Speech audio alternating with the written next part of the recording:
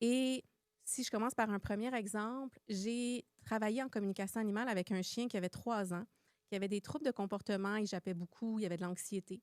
Donc, j'avais une série de questions en lien avec les comportements du chien dans le quotidien chez la dame. Et quand j'ai commencé à parler avec l'animal, au lieu d'y aller d'emblée avec la série de questions comme un interview de police, j'ai plutôt laissé l'animal me parler de lui dans ce qu'il y avait de plus précieux à me dire.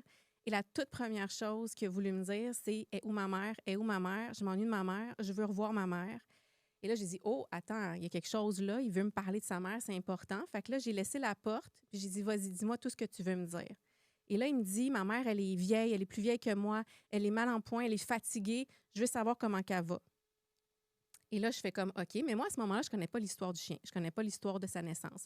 Je ne sais pas s'il a toujours accès à sa mère ou pas. Je ne connais rien. Donc, je le laisse parler.